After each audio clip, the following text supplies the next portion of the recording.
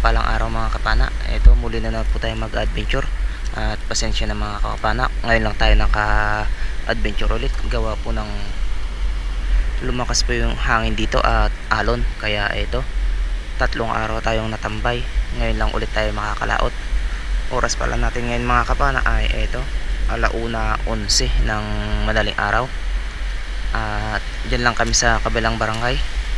Abang-abang kayo sa spot natin pupuntan mga kapana. Sana maging safe ang ating dive at makahuli ng pambenta at pangulam. At ayun, abang-abang na lang kayo mga kapana.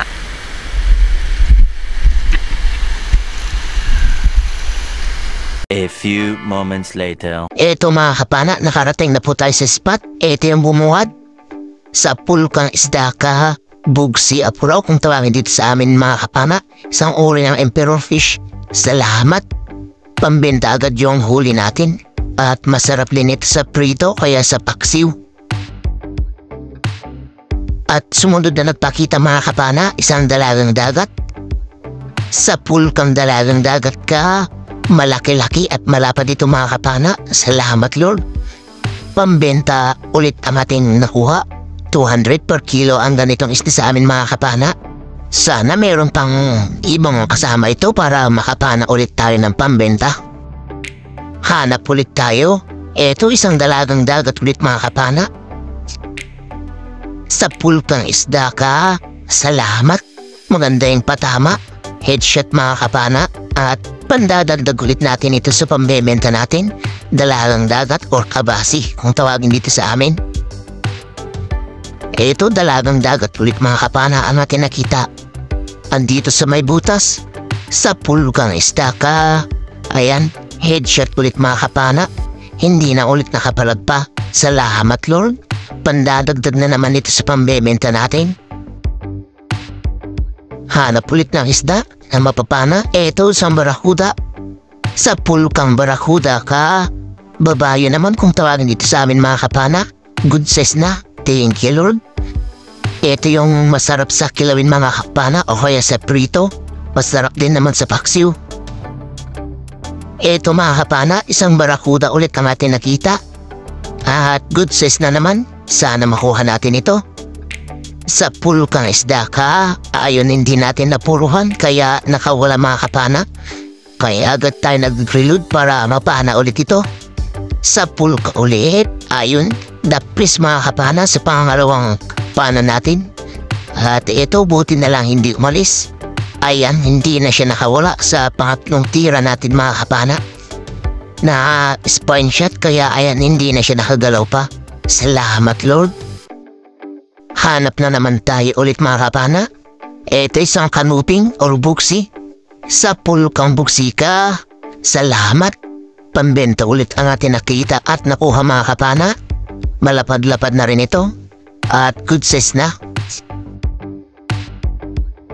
At sumunod na nagpakita ulit. Isang buksi na naman mga kapana. Kaso ayun, tinakasan pa tayo. Buti na lang at huminto pa siya yan sa harapan. Ayan, tinamaan natin mga kapana. Alam po hindi na natin siya makukuha. Good size na rin ito mga kapana. Salamat Lord.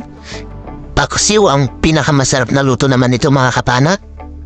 Hanap ulit tayo. Eto isang kabasi or dalagang dagat. Ayun sa pool mga kapana. Salamat. At nakuha natin. Malapad-lapad na rin ito mga kapana. Thank you Lord. Pandadag ulit natin dito sa pambebenta natin. At dito mga kapana, meron tayong nakitang surahan. Medyo malaki na rin. Eto siya mga kapana oh. Mga 1 kiloin siguro ito. Ayun sa pool mga kapana. Ito yung napakasarap na ihawin mga kapana. Original na surahan. Or sungayan kung tawagin ito sa amin. Thank you Lord. First class na pambebenta yung nakuha natin. At pambansang ihawin. Ito yung laging hinahanap sa amin. Hanap ulit tayo. Dito dalagang dagat. Sa pulkang dalagang dagat ka. Salamat Lord. Nakadagdag ulit tayo sa pambebenta natin na sari-sari. 200 per kilo ang ganito isda sa amin mga kapana. Ayos na. Pambenta ulit ito. Hanap na naman tayo. Ito isang panghulam mga kapana. Sa pulkang pusit ka. Salamat. Nakakuha tayo ng pusit pang kalamaris. nakakaulam na tayo ng calamares kaya ayan, salamat at nakakuha tayo. Hanap ulit tayo mga kapana. Ito isang dalagang dagat. Sa pulkang dalagang dagat ka. Ayan, maganda yung patama.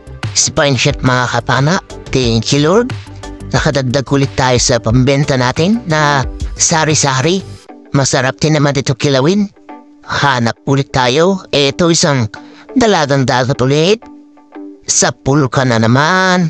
Salamat. Sunod-sunod yung dalagang dagat na nakikita natin. Or kabasi kung tawagan sa amin. Sana may mga kasaman pa yan sa bandang harapan.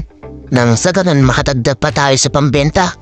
At makabawi-bawi sa 3 araw na hindi natin nakalaot.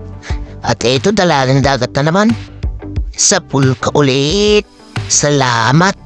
At nakakuulit tayo malapad-lapad. Ayan o, 2 na sila sa ship ng aking pana mga kapana.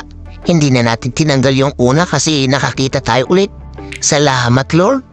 Parehas malapad na dalagang dagat o kabasi. Dalagang dagat ulit ang nagpakita mga kapana. Sa pulkang dalagang dagat ka. Kabasi kung tawagin sa amin. At salamat Lord. Nakakuha ulit tayo ng malapad-lapad na dalagang dagat. Pandadagdag sa pambebenta natin. Dito mayroon tayong nakita na isda. Pumasok dito sa may butas.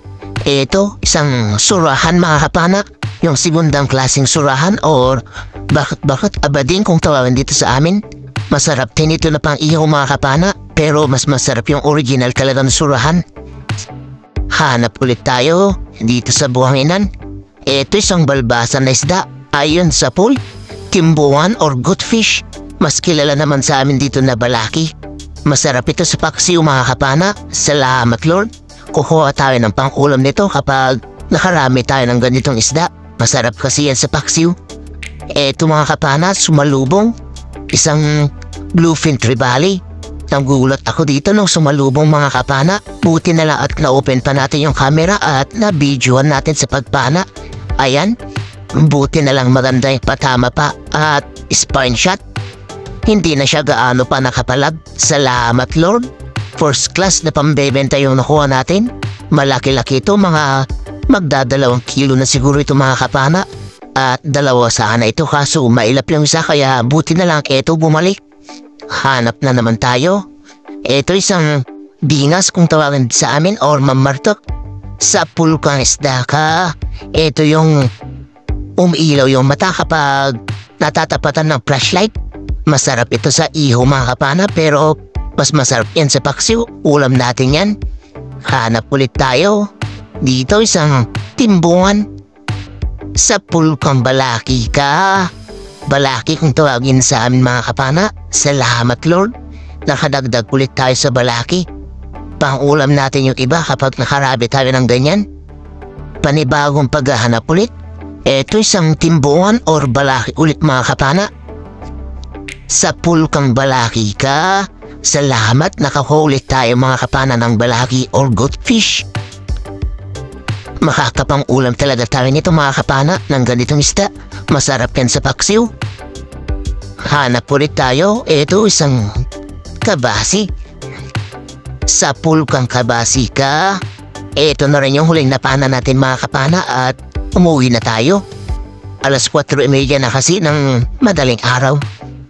At abang-abang kayo sa bahay mga kapana, titingnan natin yung mga nakuha nating isda. A few moments later. Isang magandang umaga mga kapana. Bali ito na yung mga nakuha natin.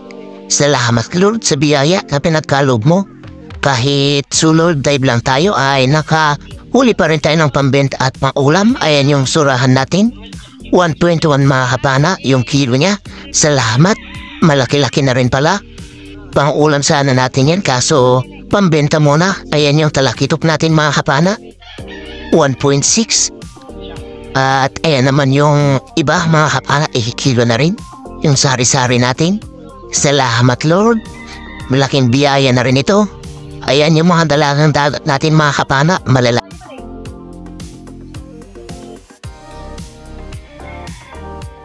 Unang salang sa Sari-sari natin mga kapana, 4.7.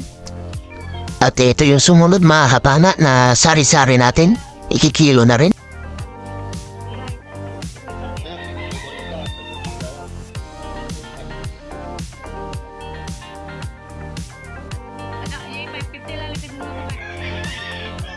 At ito yung huling sari-sari natin mga kapana. 5.5 yung kilo niya. Ayun, sa magandang tanghali mga kapana. Bale, ito na pala yung mga nakuha natin kaninang madaling araw.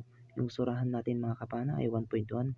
Yung talakitok po natin ay 1.6. Yung sari-sari natin mga kapana ay 10.2. Kaya ayan, 12.9 kilos po lahat yung naipatimbang natin na pinabenta. At 1.1 naman po yung pang-ulam natin. Kaya ayan, 14 kilos lahat yung nakuha natin. Ayan naman yung bayad ng isda natin mga kapana. Solo dive lang tayo. Kaya ayan lang, 2,715 minus 325 na gastos. Kaya 2,390 yung natira. Pinagtatlo namin. Ako na nagsisid, bangka at taga-saguan. Kaya 796 lahat yung partihan namin bawat isa. Ayan, malaking tulong na po yun mga kapana. Lalo na 3 araw tayong natambay. Ayan. Sa susunod na lang tayo mag-shoutout mga kapana. Abang-abang na lang kayo sa susunod na adventure natin. At pasensya na mga kapana para may upload agad natin dito. Kasi ilang araw na tayong walang upload. Ayun, abang-abang na lang kayo sa susunod na upload natin mga kapana. At doon na lang po tayo mag-shoutout. Ingat-ingat na lang po tayo lagi mga kapana. God bless po sa ating lahat. Bye-bye po mga kapana.